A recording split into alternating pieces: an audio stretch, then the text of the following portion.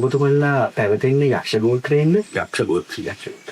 එතකොට ඔබතුමන්ලා පිළිගන්නවද කුවේණි මෑණියන්ගෙන් පැවතෙන කුවේණි මෑණියන්ගේ දරුවන්ගෙන් පැවතෙන? නෑ, ඒ කතාව මේ ඇත්තෝ විශ්වාස කරන මන්තු කරන්න කොඳුයි. කුවේණිගේ කැපුලෝ කැපුලි දෙකමක් කියලා තිබව කියලා තමයි කතා දමන්නේ. හැබැයි දැන් අලුත්ම තොරතුරු හැටිමට කුවේණි ලැත්තන්ට කැකුලෝ දෙකමයි කැකුලි තුනමක් ඉඳ තිබල්ලා තිබනවා කියන කතා පොතක් තිබෙනවා. හැබැයි ඒ ඇත්තෝ යක්ෂ ගෝත්‍රයේට කුවේණි යක්ෂ ගෝත්‍රය වුණාට ඒ කැපුලියන්නේ අපිලැත්තෝ හිංගිලැත්තෝ ඉන්දියාවෙන් මං ගත්තපු විජය රජාකාරී ලැත්තෝ. එතකොට විජය රජාකාරී ලැත්තන්නේ පරම්පරාව කියලා මේ ඇත්තෝ විශ්වාස කරන මන්තු කරන්න පුදුයි.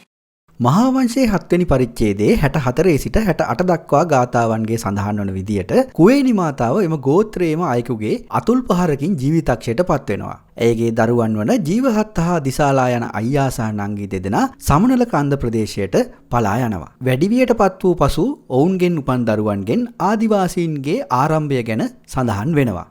මහා වංශ කතුවරයා කියන විදියට සත්‍ය වශයෙන්ම මෙය සිදු වුණා නම් ජීවහත් හා දිසාලාගෙන් පැවතෙන අයටද සිංහ සීවලිගේ සහ සිංහ බාහුවගේ තිබූ සිංහෙකුගේ ශරීර ලක්ෂණ යම් ප්‍රමාණයකට හෝ අද වෙනකොට දැක ගන්න පුළුවන් වෙන්න ඕන.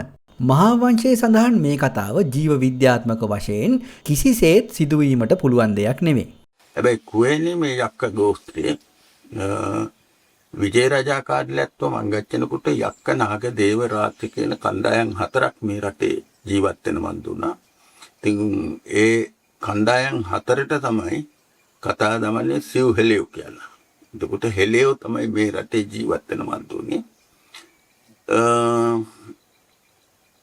කුවේණිට ඉච්චරින් ඉඳ තිබවතව බම්බා බිම්බා පුල්තිතිලාපු බලි රාවණ මහා රාවණ කියලා කණ්ඩායමක් මේ රට පාලනය මන්තු කෙරුවා.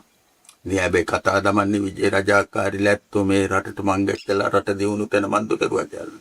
හැබැයි විජය රජාකාරී ලැත්තෝ මේ රටට මං ගැච්චනකොට මේ රට හොඳ වාගේ දියුණු තැන මන්දු වෙච්ච රට. මහා වංශ කතුවරයා විසින් ලංකාවේ තිබූ පැරණි මහා රාජ පරම්පරාවක් වසන් කොට ඉන්දියාවෙන් පිටුවහල් කළ විජයගෙන් නැවත ලංකා ඉතිහාසය ප්‍රතිනිර්මාණය කිරීමට උත්සාහ කිරීම අද වන විට නිෂ්ඵල ක්‍රියාවක් බවට පත් වෙලා තියෙනවා. මේ වගේ වැඩසටහන් නැරඹීමට අපගේ YouTube හා TikTok නාලිකාවලට subscribe කරන්න. ඔබට සුබ දවසක්.